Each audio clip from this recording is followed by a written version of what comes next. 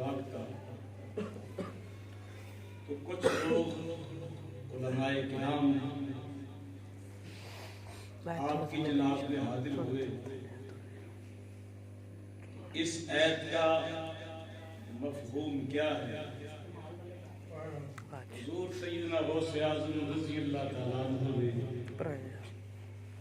ایک آیت کی 11 تفسیریں بیان فرمائی، وہ سر ہلاتے رہے، ان کی سمجھ میں آ رہا تھا۔ خیر حضور سیدنا غوث اعظم رضی اللہ تعالیٰ عنہ 11 سے جب آگے نکلے وہ محو حیرت تھے۔ آپ نے ایک آیت کریمہ کی 41 تفسیریں بیان کی۔ ہم حضور سیدنا غوث اعظم رضی اللہ تعالیٰ عنہ کے غلام ہیں، اور ان کی غلامی کے صدقے میرے دل میں ایک بات آئی، یہ جتنا کچھ ہوا یہ ظاہر پر ہونا تھا، ایسی ہے غم بھی ہوتا ہے، آنسو بھی بہتے ہیں، جو ظاہراً یہ سارا کچھ ماحول تھا، ایک غم کا ماحول تھا، دکھ کا اور افسوس کا ماحول تھا۔ تو میرے دل میں آیا کہ میں بھی قرآن مجید پڑھ کے حضور غوث پاک کی خیرات سے ان کے نوکر ہیں،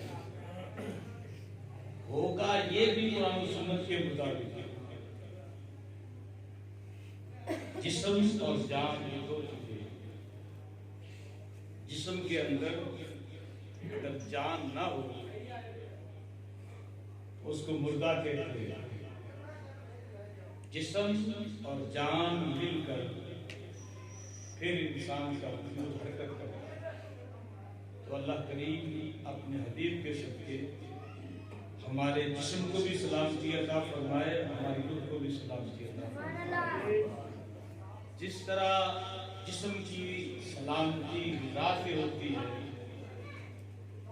اسی طرح روح کی سلامتی اللہ کے ذکر سے ہوتی ہے۔ میں نے اس مناسبت سے قرآن مجید سے 3 آیات کی تلاوت کی۔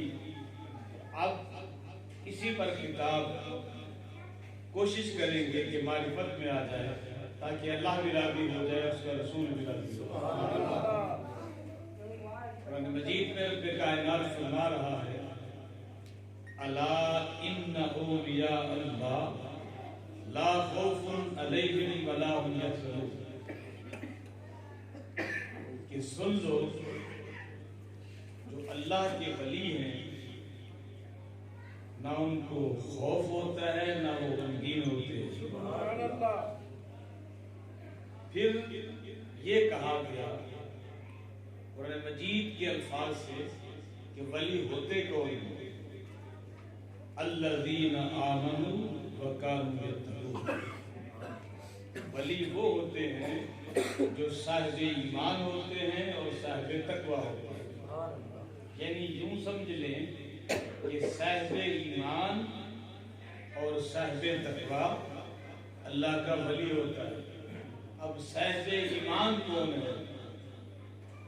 اللہ رب العزت جل وجلہ الکریم نے قرآن مجید اور حدیث پاک میں، جو کہ میں نے لفظ حدیث جو استعمال کیا اس لیے کہ ماہی کی زبان میں جنت بولتا، اگر حضور بھی کوئی بات کرتے ہیں تو اللہ کی بات ہے۔ اس کی دلیل قرآن مجید میں یہ ہے، وَمَا يَنْطِقُ عَنِ الْهَوَىٰ إِنْ هُوَ إِلَّا وَحْيٌ يُوحَىٰ، یہ میرا محبوب میری مرضی سے بولتا ہے، اپنی مرضی سے نہیں بولتا۔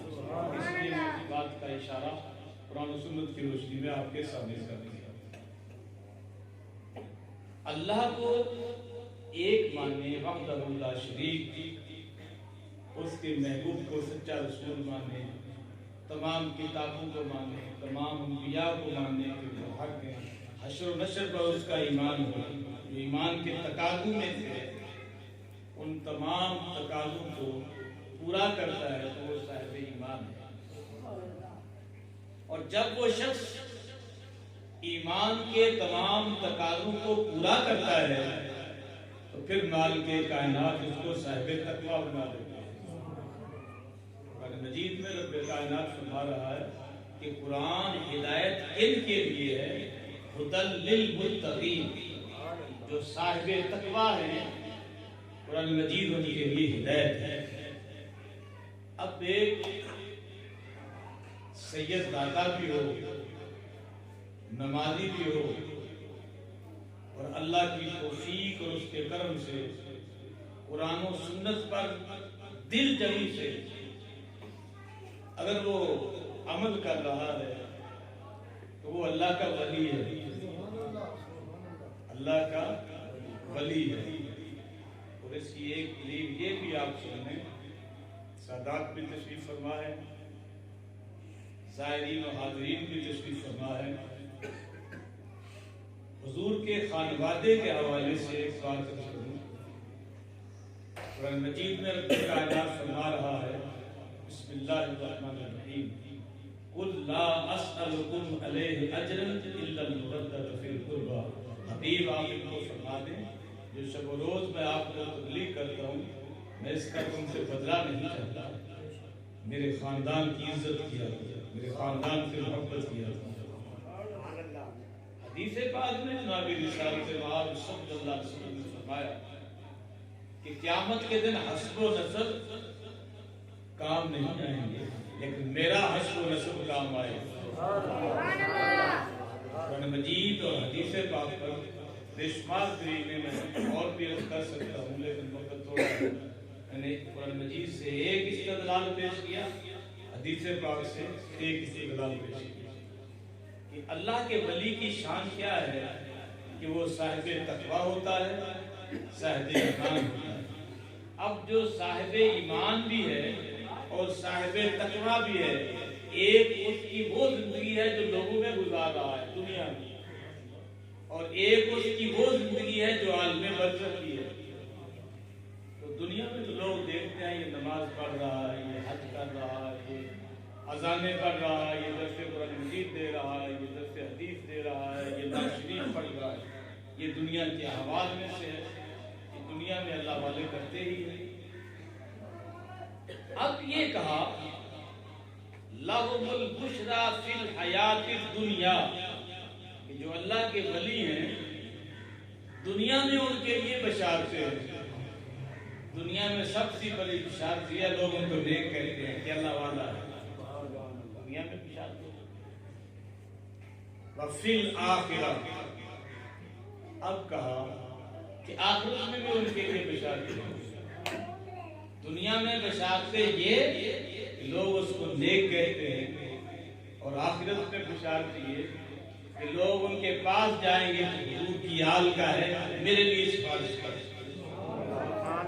تو حضور کی اولاد پاک میں سے ہے، میری سفارش حضور سے کر دے۔ اور یہ بات ڈھکی چھپی نہیں ہے۔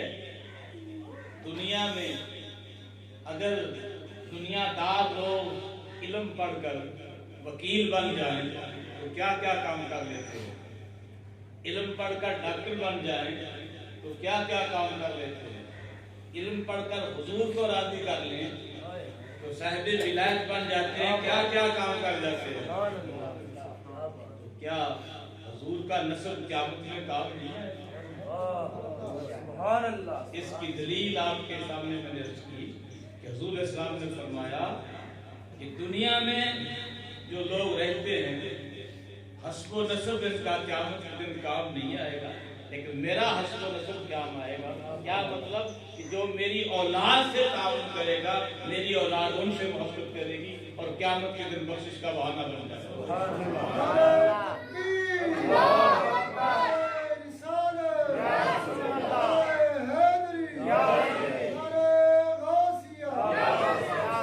ایک مسئلہ علماء نے، آپ کی جو بیش ہے سارے علماء نے، صوفیاء نے اور عوام الناس نے یہ ذکر کیا کہ سید داتا اگر کم پڑھا ہوا ہو، ایک عالم دین ہو، پڑھ پڑھ کے مفتی صاحب بن گیا تو شان سے کس کی زیادہ ہو؟ کوئی عالم کہتے کچھ عالم یہ فرماتے ہیں عالم دین کی بڑی شان ہے، بڑی شکل علماء ورثۃ الانبیاء، کچھ کہتے ہیں کہ سید دادا حضور کی آل پاک سے ہے، مقام پھر بھی سید دادے کو زیادہ ہے۔ لوگ اپنے اپنے دلائل پیش کرتے، ایک مجذوب وقت کے پاس گئے اور جا کر کہا کہ ایک مسئلہ حل نہیں ہو رہا کہ سید دادا کم پڑا ہوا ہو، ایک عالم دین مفتی سے ہے، تو شان درجے کے اعتبار سے کون آگے جائے گا؟ بڑی خوبصورت بات ہے۔ انہوں نے کہا یار یہ علماء سے مسئلہ پوچھو، میں تو ایک فقیر آدمی ہوں۔ جب انہوں نے اصرار کیا کہ نہیں ہمارا دل مطمئن نہیں ہو رہا، آپ ہی اس مسئلے کو حل فرمائیں، تو اس مرد درویش مجذوب وقت نے ایک وہ شخص جو حافظ قرآن نہیں تھا اس کی پشت کے اوپر ہاتھ پھیرا اور اس کو کہا بیٹے قرآن مجید سے اس جگہ سے سنا، قرآن مجید کا یہ پارہ سنا، قرآن مجید کا یہ پارہ سنا ہے۔ تو جیسے جیسے وہ سناتے فرماتے گئے وہ سناتے چلے گئے۔ اب مخاطب ہو کر حاضرین کو کہا کہ غیر حافظ کو حافظ میں نے بنا دیا ہے، غیر سید کو سید بنا کر تم اپنی عارفانہ بصیرت سے یہ ثابت کر دیا کہ سید کا مقابلہ کوئی اور نہیں کر سکتا۔ اسی کو اللہ فرماتے ہیں کہ تیری نسل پاک میں ہے بچہ بچہ نور کا، تو ہے میں نور تیرا سب خزانہ نور کا۔ مرض کر رہا تھا لہو البشریٰ فی الحیات الدنیا و فی الآخرہ، دنیا میں بھی بشارتیں ہیں اور آخرت میں بھی بشارتیں ہیں۔ اور پھر اگلی بات بڑی خوبصورت، لا تبدیل لکلمات اللہ، اللہ کے کلمات تبدیل نہیں ہوتے، ذالک هو الفوز العظیم، یہ بڑی کامیابی ہے۔ اب سنیں، جب کوئی جو بتانا چاہتا تھا اللہ والا انتقال کرتا ہے، حضور کا غلام انتقال کرتا ہے، تو سب سے پہلے یہ ہے، یہ بات اس لیے عرض کر رہا ہوں کہ بات کہتے ہیں کہ انتقال کے بعد کوئی فائدہ نہیں دے سکتے، ایسے قبروں پر جاتے ہو، مزارات پر جاتے ہو، جو مر گیا وہ مر گیا، اس میں فائدہ کیا دینا ہے؟ میں آپ کو قرآن مجید اور سنت پاک سے ثابت کروں گا کہ اگر اہل ایمان انتقال کر جائے تو وصال کرنے کے بعد بھی فائدہ دے۔ سید کی، سادات کی، بڑے بڑے علماء کی، انبیاء کی تو بہت بڑی بات ہے، میں عام مومنین کے حوالے سے یہ بات درج کر رہا ہوں کہ جب انتقال کر جائیں تو کیا فائدہ دیتے ہیں یا نہیں دیتے، یہ بات آج پلے باندھ لیں اور پلے باندھ کر جائیں اور ان نام نہاد مولویوں کو اور ان کو بتائیں جو کہتے ہیں جو مر گیا اس کے بعد کیا ہوا، وہ کیا فائدہ دے سکتا ہے کہ میں نہیں جاتا۔ اب یہ بات اپنے پلے باندھے، جب ایک مرد مومن انتقال کرتا ہے، اس نے انتقال کیا تو جو اس کو غسل دیتا ہے اس کو ثواب ملتا ہے یا نہیں ملتا؟ جو بندہ غسال ہے، غسل دے رہا ہے، اس کو ثواب ملتا ہے یا نہیں؟ اگر وہ مومن انتقال نہ کرتا وہ غسل کس کو دیتا؟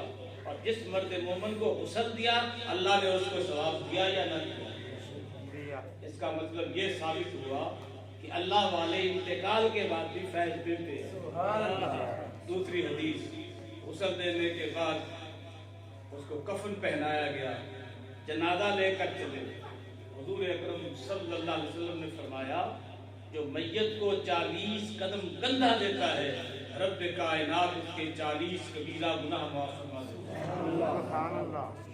اب بتائیں کہ مومن انتقال کے بعد کندھا دینے والوں کو فیض دے رہا ہے یا نہیں دے رہا؟ میں نے حدیث سے بات درج کی ہے، جاؤ کسی مفتی کسی عالم سے میری حدیث کو چیلنج کرے تو مجھے بتانا، میں آپ کو اس کو ثابت کروں کہ حدیث یہ ہے۔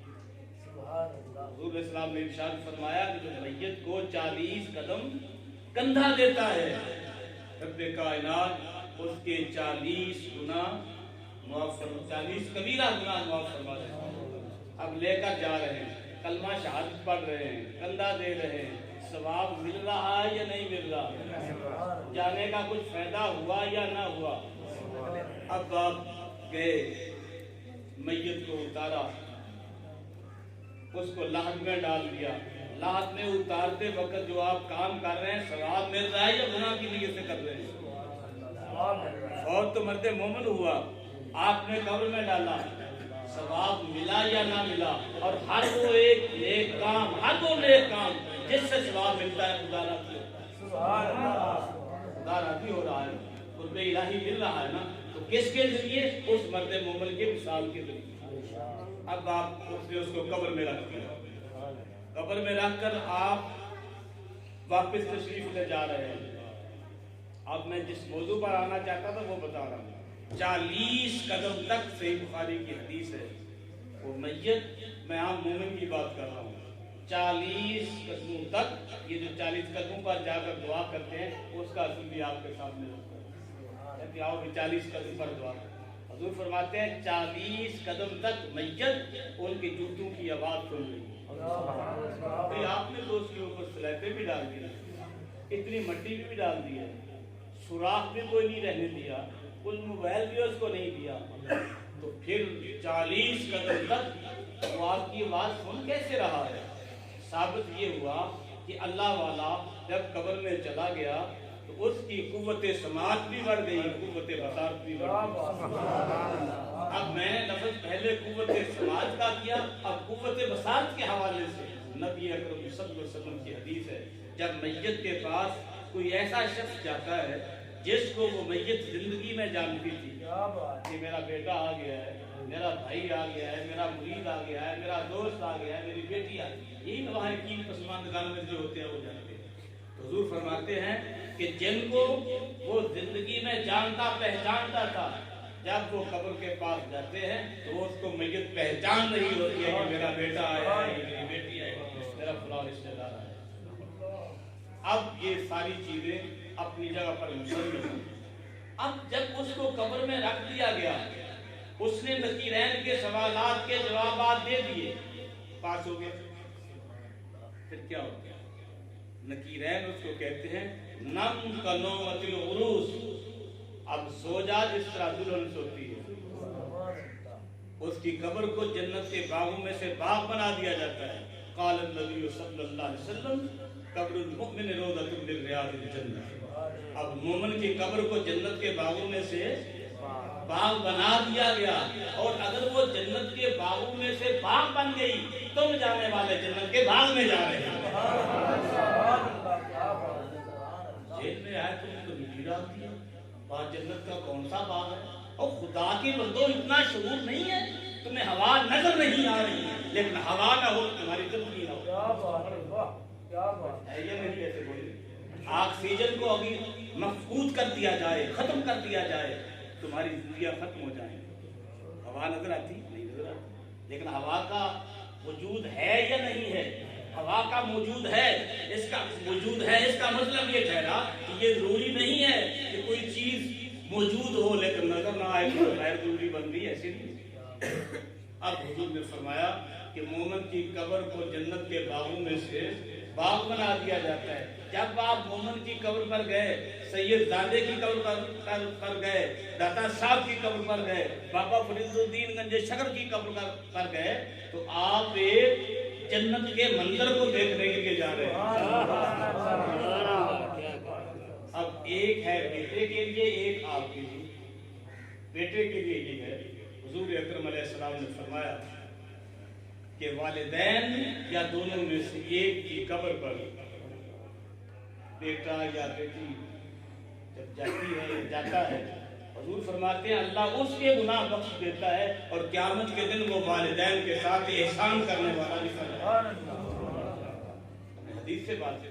اس کا مطلب یہ ہوا کہ اگر وہ والدین کی قبور پر جاتے آتے رہتے ہیں, جو بھی ہے جاتے آتے رہتے ہیں, تو اللہ ان کی خطاؤں کو معاف فرماتا ہے. مطلب یہ ٹھہرا کہ اہل ایمان جب انتقال کر جائیں پھر بھی فیض دیتے ہیں, چاہنے والوں کو بھی اور اپنی اولاد کو. ایک ہوا آپ سب کے لیے کہ ہم داتا صاحب چلے گئے, ہم بابا فرید الدین گنج شکر چلے گئے, تو بتا گیا ہے. اب یہ بھی سنیں, حضور اسلام نے فرمایا کہ قبر المؤمن روضۃ من ریاض الجنہ, کہ مومن کی قبر جنت کے باغوں میں سے باغ ہے. جب جنتی جنت میں چلا جائے گا, آپ جنت میں جا رہے ہیں نا، جنتی جنت میں چلا جائے گا۔ قرآن مجید میں رب کائنات ارشاد فرماتا ہے لہم ما یشاؤون عند ربہم، وہ رب سے جو مانگے گا رب عطا کرے گا۔ سبحان اللہ۔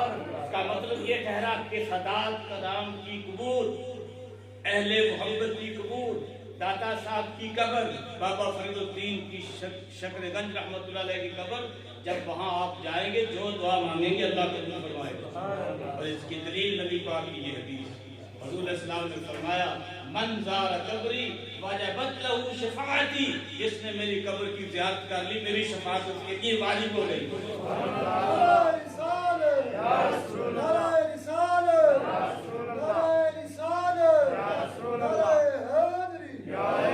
اب اس بات کو تو تسلیم کر لیا کہ داتا صاحب کی قبر جو ہے وہ عظیم الشان ہے، صبح سے لے کے شام تک کے، اور نبی پاک کی قبر جس نے زیارت کر لی حضور فرماتے ہیں میری شفاعت جو ہے یہ واجب ہو گئی۔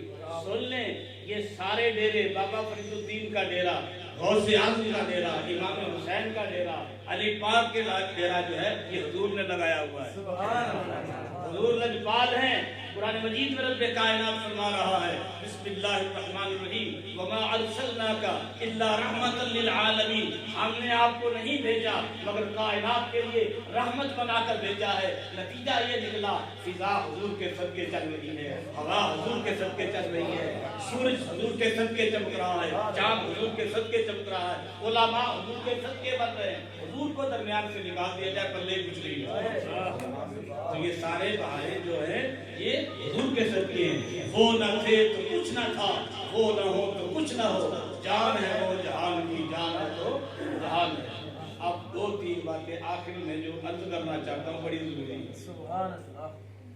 وہ یہ ہے، ایک تو حدیث یہ ہے حضور نے فرمایا انما الاعمال بالنیات، جب بھی کسی جگہ جاؤ نیت یہ کر کے جاؤ اللہ راضی ہو جائے۔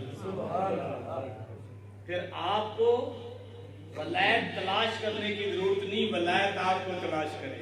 اور اس کی دلیل نبی پاک علیہ السلام کی یہ حدیث ہے، مرد مومن کی نشانی یہ ہے الحب للہ والبغض فی اللہ، کسی سے محبت کرے تو اللہ کے لیے، اس سے ناراض ہو تو اللہ کے لیے، پھر وہ ولی بن گیا۔ اور جب وہ ولی بن گیا حضور علیہ السلام فرماتے ہیں کہ اللہ تعالیٰ ارشاد فرماتا ہے من عادی ولیا فقد اذنتہ بالحرب، جو میرے ولی سے جنگ کرتا ہے میری طرف سے اعلان جنگ۔ تم اللہ کے بن جاؤ، اللہ تمہاری عزت کی حفاظت کرے گا، اللہ تمہاری اولاد کی حفاظت کرے گا، اللہ تمہارے دوستوں کی حفاظت کرے گا، اللہ تمہارے متعلقین کی حفاظت کرے گا۔ اور جو بات آپ کے ذہن میں ڈالنا چاہتا ہوں، مرنے کے بعد اللہ والے بے بس نہیں ہو جاتے۔ اب میں جس کو آنا چاہتا تھا اشرف شاہ صاحب رحمۃ اللہ علیہ وصال کر گئے، موجود ہم میں نہیں ہے، ذہن میں یہ آتا ہے۔ اب اس کو بھی ہم حدیث سے دیکھتے ہیں کہ انتقال کے بعد فیض جاری رہتا ہے یا نہیں رہتا۔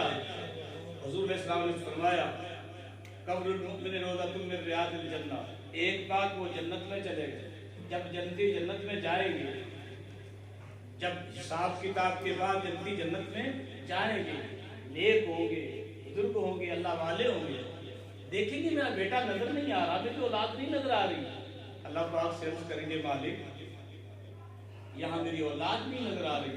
رب کائنات فرمائے گا کہ کچھ اپنی بد اعمالیوں کی وجہ سے وہ جہنم میں ہیں۔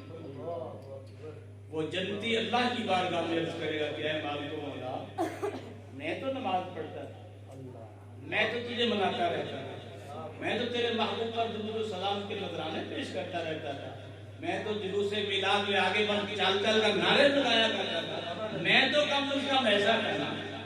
تو تیرا اپنا ہی تو فرمان ہے کہ جب جنتی جنت میں چلا جائے گا جو کچھ مانگے گا لہم ما یشاؤون عند ربہم، دلیل قرآن مجید سے پیش کی۔ وہ ایسے جا کر کہہ دے اپنی بات سے، قرآن مجید کے الفاظ ہیں، جا کر گھر قرآن مجید دیکھ لیجیے لہم ما یشاؤون عند ربہم، جب جنتی جنت میں چلا جائے گا جو رب سے مانگے گا رب عطا کرے گا۔ وہ مرد کامل اللہ سے عرض کرے گا مولا میں تو جنت میں تیرے کرم سے ہی آیا ہوں، تیرے محبوب کے صدقے آیا ہوں، میں اسی کرم کا صدقہ جو مجھ پر ہوا، اسی کرم کا صدقہ جو تیرے محبوب نے مجھ پر کیا، میری اولاد کو بھی مجھے ملا دے۔ اللہ تعالیٰ اس گناہگار اولاد کو اس والد سے ملا دے گا اور جنت میں ملا دے گا۔ اتنی بات نہیں ہے کہ بخشش کی ہم دعا کرتے ہیں وہ بھی فائدے دے گی۔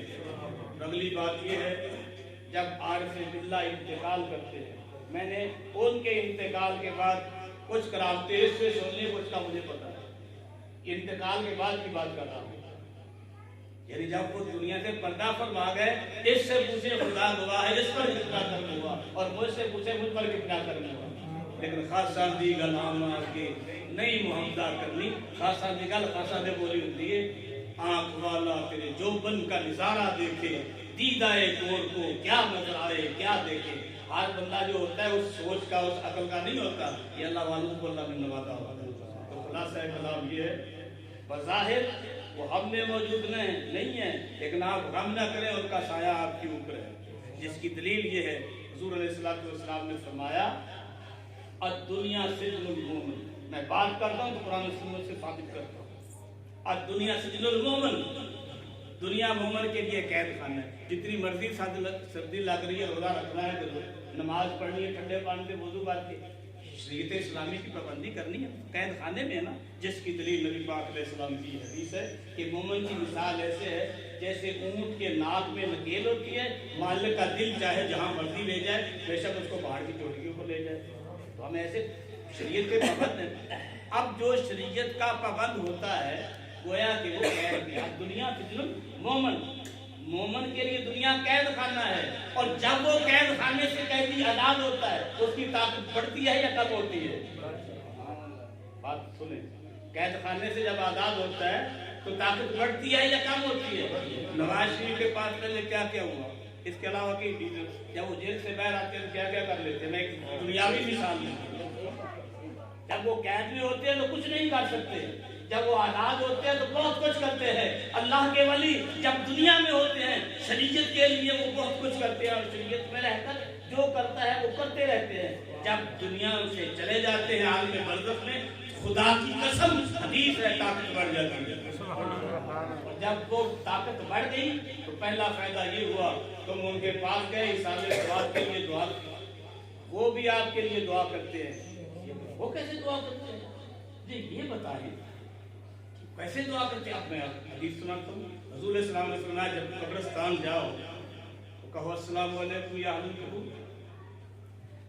جو سنتے ہی نہیں ان کو کیوں سلام کہتے ہو؟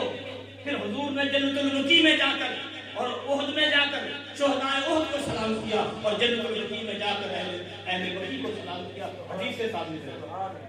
اللہ آپ کو لے کر گیا ہے، جا کر دیکھو، جب اندر آپ جاتے ہیں نا مین گیٹ سے اندر تو لکھا ہوا ہے السلام علیکم، یہ الفاظ آگے حدیث میں لکھی ہے۔ عرض کرنے کا مطلب یہ ہے اگر وہ سلام سنتے نہیں سلام کرتے کیوں؟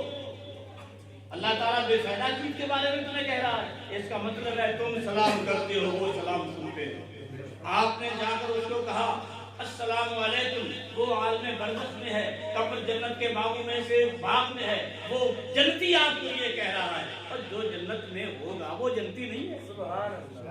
میں نے عرض کیا کہ قبر المؤمن روضۃ من ریاض الجنہ، جو جنت میں چلا گیا وہ جنتی ہوا یا نہ ہوا، وہ جنتی آپ کو کہہ رہا ہے وعلیکم السلام، تیرے بھی سلامتی ہو، گاڑی گل بنی یا نہ بنی۔ اس کا مطلب یہ ٹھہرا بزرگان دین کے مزارات پر جب آپ جاتے ہیں اللہ تبارک و تعالیٰ آپ کی مرادوں کو پورا کرتا ہے۔ میں تو بے شمار دفعہ بے شمار ایسے مسائل ہوئے، داتا حضور گیا ہوں، اللہ رب العزت نے لاج رکھی۔ پچھلے دن ایک مسئلہ تھا، اس میں میں فکر تھا، میں اپنے والد گرامی رحمۃ اللہ تعالیٰ علیہ، والدہ محترمہ رحمۃ اللہ تعالیٰ علیہ کے حضور گیا ہوں، بھائی صاحب سے جا کر میں نے سلام پیش کیا، دعا کر کے آیا ہوں، سلام پڑھا، میری مسئلہ حل ہو گیا۔